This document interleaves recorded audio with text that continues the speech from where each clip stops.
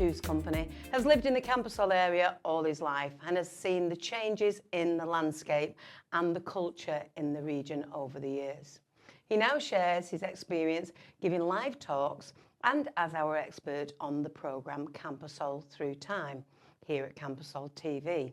Keeping me company today is Antonio Hernandez Benitez. Did I say that right? Yes, perfect. Welcome, Antonio. Thank you. It's lovely to have you here. So we're going to talk about you because lots of people know you from the programme, the Camposol Through Time programme, where you talk about all the changes that have been here in Camposol. But today we're going to talk about you, Okay. where you grew up, what you've done throughout your life, how you've got to where you are now. Is that okay with you? Yeah, for Fabulous. sure. So you grew up in the area. So which area was it that you grew up? I know it was Matheron type. Was it? Well, it was between Los Cánovas and Camposol, Okay. actually. Right in the middle of nowhere. Yeah. There are a couple of hills Yes. over there with an old farm. Uh-huh. So I grew up in a farm, actually. Oh, fabulous. With animals? Oh, yeah. Yes. With 2,000 pigs. Really? Yes. Right. My So- parents, they used to have pigs. Yeah, you know, yeah. and yes. Fabulous. What Well, what an experience as you growing up, you know. Well, So when you left school then and you decided you're going out into the big wide world and you're getting a job, so what was your first job? well, in those days, the situation was slightly different than now. No? The world was different. No? At the end Yes. of the 20th century, it was slightly different. And everyone in the area, we used to have as a first job, it was agriculture. Oh, right, okay. So near Los Cánovas, okay, not far from Camposol Yes. actually, they used to grow grapes. Oh, right, okay. And now this farm is actually growing oranges. Yes. But in those days, they used to grow grapes, and funny enough, they were for exportation. They were for exporting to United Kingdom. Okay, Okay. right. So that was my first job, Yeah. actually. You know, just picking grapes and loading to lorries. Yeah. And then, well, on the tomato industry. Yeah, in because, Mazatlán. well, I mean, Spain is very, very well known, isn't it, for its agriculture? Oh, yeah, You know, very well known. Everywhere that you see all the netting and all the big orchards and things. It's wonderful to see, actually, isn't it? So, what was it like as a child growing up? You know, what sort of things did you do on the farm? Well, helping the family, you know, and it was the everyday life was like a school, farm, and friends. You know, it was Yeah. was the childhood somehow. Yeah, yeah, fabulous. So you saw the development of Camposol and Oh, yeah. how that began to grow, and throughout the years, obviously, you've seen some big changes in the area, in the general area Oh, yeah, yeah, for sure. itself. So when all the plans first came out for Camposol, because obviously it was just Sector A at the beginning, wasn't it? So, excuse me, when all the plans came out for Sector A, what were the Spanish like? Were the Spanish happy that they was building a development? I remember I was probably a teenager. Yes. You know, when I saw the first Masa house on Sector A. Yeah. And it was our sales office, okay? And every Sunday, we used to stop in El Saladillo restaurant. Yeah, It was yeah. very popular in those days for buying bread and so on. And it was like the compulsory stop. Everyone Yeah, has to yeah. stop over there. It was quite busy on Sundays. I can imagine, yes. And I remember my mom, she wanted to have some information and she stopped. And they say like, they saw the plans of Sector A and the plans of the houses, the prices and so on. But she couldn't believe it. She couldn't believe that they are going to build houses right in the middle of nowhere. Well, because obviously, a there big- was nothing over Yeah. here. You know, like just fields. You know, majority Yeah. of the fields they were abandoned. You know, were fields where they used to grow almond trees, olive trees. You know, and Yeah. so there was not many people as well living around. Yeah. Only in El Saladillo. And, Yeah. you know. So I mean, big difference for you and your culture. Oh, yeah, But also very nice for the people that were buying these properties yeah, for because sure. they get the best of both worlds. They get not only the countryside, but 20 minutes down the road they Oh, get yeah, the for sure. beach, you know, and the coastline. On the So- mountain as well. I mean, Yeah, yeah. it's nearly the same distance to go to the beach or to go to Sierra Espuña on the mountain. So Oh yeah, fabulous up there. you are like in the center of many other things, you know, and Yeah. especially with the motorway and so on, we are quite well communicated. Yeah. So the motorways, how long have they been there then? Connecting, say, Totana down to... Not long. Yeah. I mean, less than 20 years, because I bought my house here on C sector in 2007, and it was on plan. Okay. In those days, it was on plan. So I remember I went to the Ferreteria on Sector A, and they have the plans over there. Yes. And I remember I was looking at the plans, and I asked to the owner in those days of the shop, and he says, no, they are going to build it. They are going to start building it in this year. And actually they did it, and they finished the motorway in a year or two. You know, really? It was quite quick, you know, and I was surprised. You know? Yes, yeah. But meanwhile, all the time that they were building the motorway, it was a chaotic situation. I can imagine. It was a chaotic situation. So if you wanted to get from Los Canovas, where you lived, all the way down to the port, how would you get there? Was it? Oh, in those days, you have to think about the main road. It was the street. Nowadays it's a street, which is right in front of Mariano's.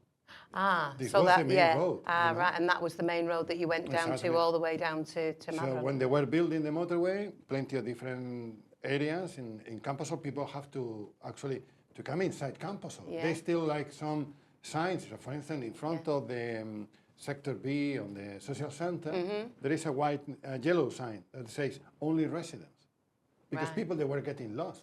You know, especially holiday makers from Madrid and so on. Suddenly they saw a big building around here. You know, they were building houses, they were building the motorway. You know, and they were getting lost, and some people they were just driving around C sector. Yeah. So like no exit, you know. So I should imagine with the changes that come from Camposol, then Porto de Madrón actually grew as well, because you've got more people coming.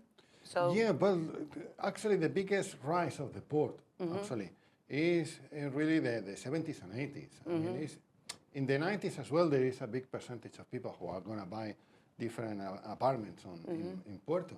But in the last 20, 25 years, not that much. I mean, people are rebuying houses. I mean, what I mean is a resale house. Now someone is selling their own property and someone is buying it. But they are not like proper building. Actually, the building itself somehow is moving to different areas which are probably cheaper for the builder to build. You know, like El Alamillo area, which nowadays you can see that there are plenty of building going on and so on. But actually, it was really the big percentage of the building. It was concentrated on urbanizations. You know, like Country Club, like Camposol, like Condado, and many others. No, in the way to Mar Menor, there were around 20 different developments as well. You know, there was massive areas. Yeah, I mean, we've been here for just short of 9 years now, and I've seen a big difference in Porto de Madrón in the commercial side more than anything. That has grown and grown and grown. For sure. Because obviously you get a lot of the Spanish coming from places like Madrid and Seville and coming down. You know, it's a lovely place to go to. Oh yeah, you know. And as well, it's happening something in Puerto which in my opinion is good. You know, because in the 90s, for instance, winter time, Puerto was dead. There was no one. There was a very low or very little population, you know. But now plenty of European residents, not only British as well, plenty of French, German, Dutch, they are living over there permanently. Yes. Okay. And as well, funny enough, plenty of Spanish residents who used to have a holiday home in Puerto, now they because of the rise of the prices of the apartments in Madrid or big cities, they are giving to the children the apartments, many of them, and they decided to move when they get retired to Puerto. And you see plenty of people actually.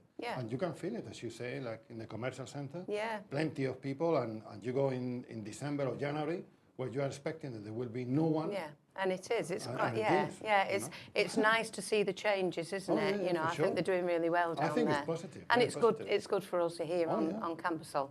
Like I say, 20 minutes, you know, away. Yeah, for sure. Yeah.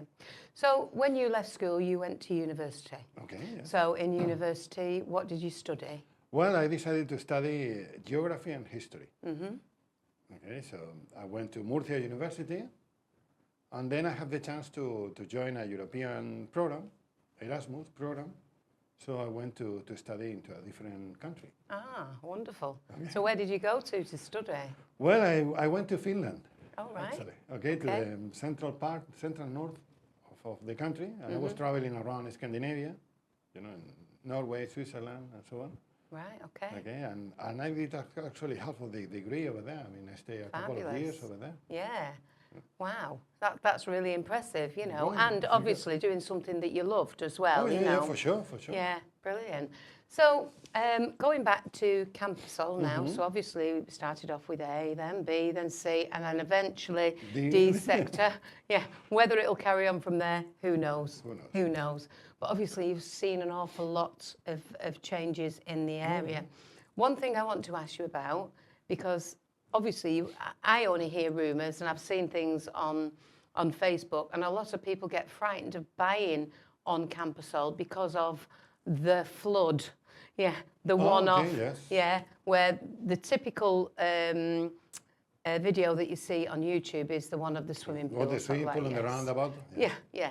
Which obviously, you know, there was a lot of water. That was, I believe, was propped up outside somebody's house, so it's not been wrenched out the ground by the flood and whatever. But I mean, that obviously affected Campusol quite Oh, yeah, badly. for sure, for sure. So was it actually a gutta fria that caused that, or? See, I've only heard rumours. I've heard that it was a gutta fria, but then I've also heard that it was somebody that had switched on some water pipe, and so I don't know. No, Maybe it you was can a clarify. gota fria. Yes. I mean, if yeah. you just follow walking Yeah. on the other side of the sector, you can see there is no water Yeah. area. So the only water reservoir that is close to D sector is the one which is between C and D, which is the water actually that we use on campus. Yes. So, Yeah. But unfortunately, it was a gota fria. Right. Okay. And we were lucky because actually, because when you see again the videos and so on, we were lucky because no one died. You know, we were very lucky that Yeah, day, yeah. actually. And for anybody out there that doesn't know what a gutta fria is, it's a freak rainstorm, but it's more than a rainstorm. And I know that for person because I'm an entertainer. I go out there and you know, to different areas. And we had a gutta fria warning a few years ago, pre-COVID. Oh, yeah, for sure. And we were told that it was going to be horrendous, the amount of rain that was going to fall. Me coming from England thought, we've dealt with that before in England. So off we drive to Pila delle Horadada. We got up there. It took us ages to drive up there. And when we got to the venue, there was a river running down the road. So I did my show. We came out, my husband loaded the car in, we had to go down a little country lane, and there was literally water running down the mountainside, across the road and then down the other side. And we decided to drive through it like idiots. Yeah, we didn't think it was deep, but it picked our car up and it threw us against the fence, and we ended up having to call the police to rescue us. Thankfully, we survived. We went back the day after to go and go and get the things that we needed to get out of the car, and we didn't realise how lucky we were because the actual fence had gone down and it was just a ravine. So we always said that if there was ever a gutta fria again, we're cancelling. It doesn't matter where we are, so just take heed of that. It's not a freak rainstorm like we have in the UK. It's very, very serious if you get a warning for a gutta fria, so just beware. I didn't realise that myself. No, it's quite, experience. It's quite normal. Yeah. You do now, don't you? So you now, you're a presenter here with Paul on Campusol TV, with Campusol Through the Times. So lots of people out there, or some of the viewers will already know Antonio because you see him on the programme and speaking about lots of things and the history of Campusol, but also the history of other things. Well, yeah. So you've been doing that for obviously since we opened, haven't we? Yeah, I think one of the first shows. You know, Yeah. like there were already some going on, and when they asked me if I wanted to join this project, you know, Yeah. and I said, well, yeah, because it's something that I like, and I think it's important Yes. for residents to know where they are living. Exactly, You know, yes, and to know a little bit more about the culture, you know, the history and so on, and to find out incredible things. You know, many people, they don't know that near the houses there used to be a Roman road, you know, and many other things. You know. Yeah, there's lots of things like the little springs down the road, yes, as and then well. going down towards Matheron, you've got all the I don't know what they call it, but like the iron that's in the mountainside, and all the little reservoirs that are up there, great for walking and things. Yeah, but the it's mines and so on. very pretty to look at. Yes. Yeah. For- So an awful lot of history here in this particular area. So just remind me what day you're on Campusol TV. Well, I think it's on Thursday. To On be a- honest, I'm not sure on a- because I'm not into. Yeah. I It's know I know the one who is actually programming all the things. It's yes. Tuesday. It's Tuesday? Yes, yeah. Sorry. So yeah. I just had a brainwave then. I thought, yes, it is. It's actually Tuesday. So anybody that wants to watch any history about Campusol, about Matheron, and the local area, then they can join us on Tuesday.